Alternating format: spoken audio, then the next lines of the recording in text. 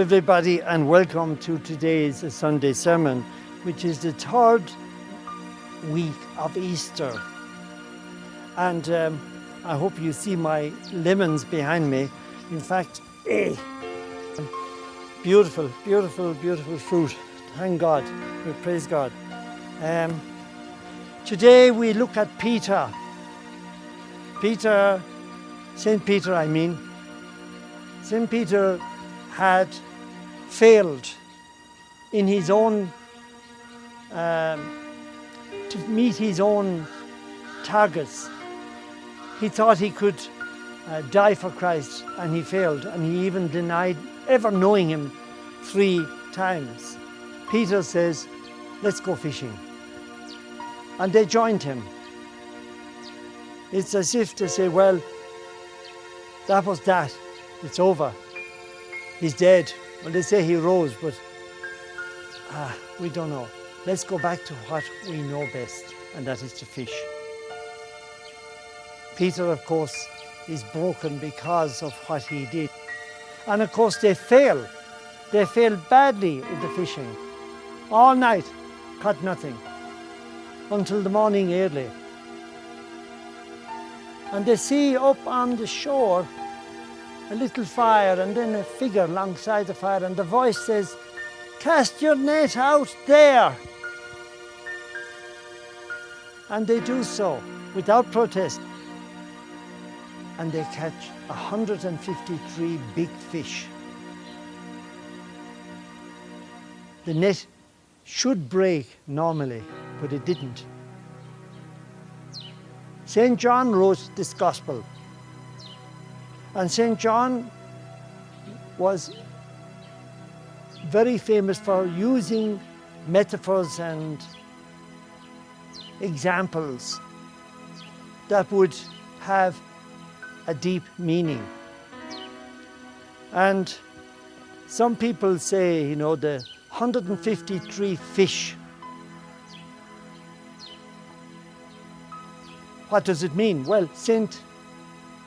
Jerome said that this probably means at that time people of that world only knew of 153 different types of fish, species of fish. And that John is getting across the point, all people are included for the gospel. Everyone has a right to hear it. Not to be forced on him, no. It's all free gift, and it's there for us for the taking. Everyone on this earth, from the past and the future and the present moment, everyone has a right to hear it, and ought to hear it, we believe, because the message of the gospel is so vital. And I'll tell you why. Let's go back to the similes and the metaphors of John. The net didn't break. The net represents the church, or the community of believers. And St. John says, it is the Lord. And immediately Peter jumps into the water and starts going to the shore to meet Jesus. Now, what's on his mind? He's a broken man, remember. He's very down. He has no confidence in himself. He has failed. By his standards, he has completely failed, and he denied knowing Jesus 3 times. So maybe he's rushing to say, Lord, forgive me, forgive me.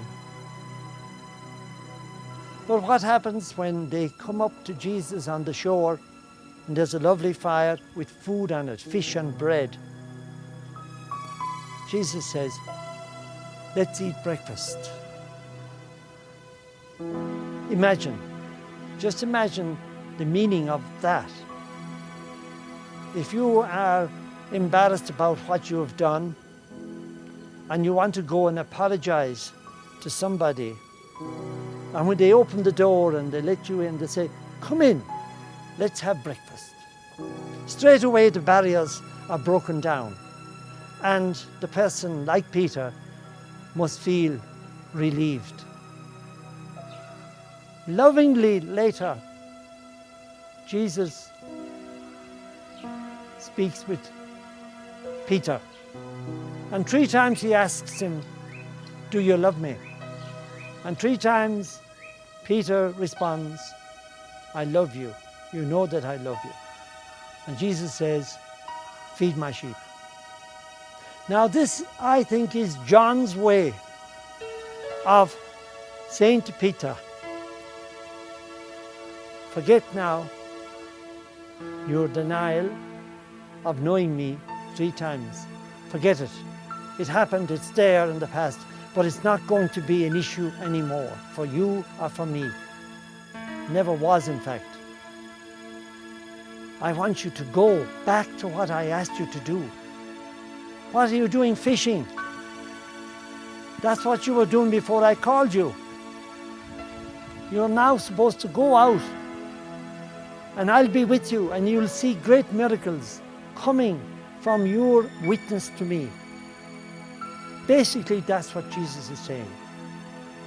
Peter, and I'm sure all the rest, are being called to new life. You can say the breakfast, the food, is new life, a new way of living.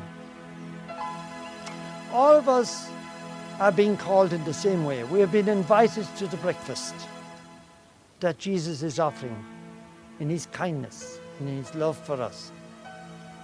And we are asked to take on a new life. We can identify with Peter. I think we all should be able to say, yes, I have failed God, I'm a sinner. Why can I say that?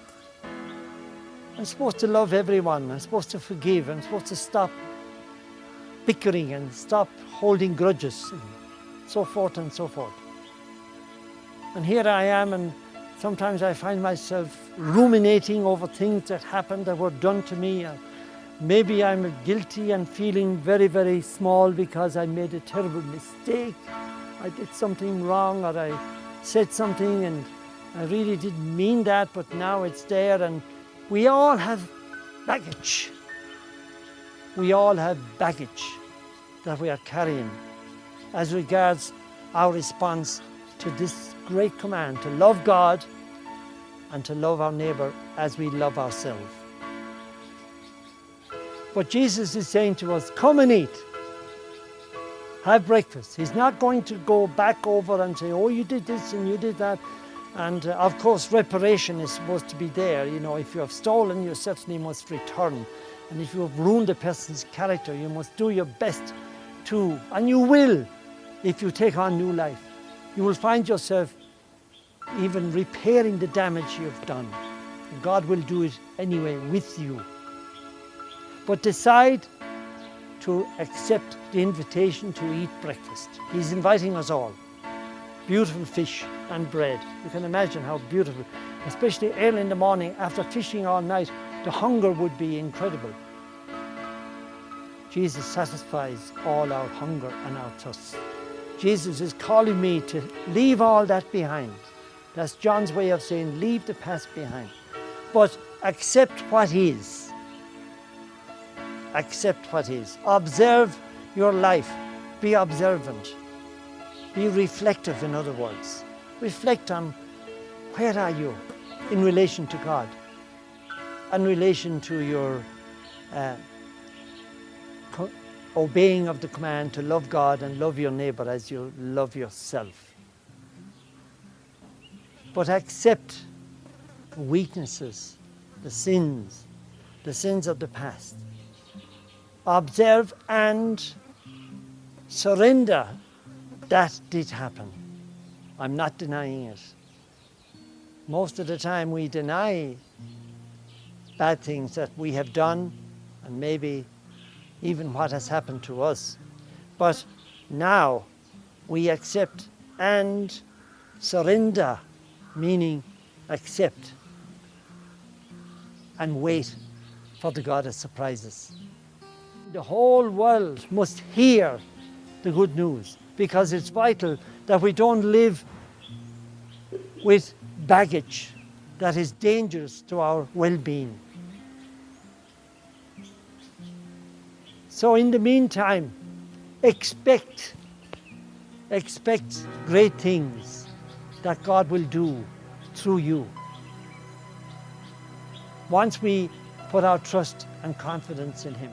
Jesus trusted Peter with leadership in the early church, among the early Christians.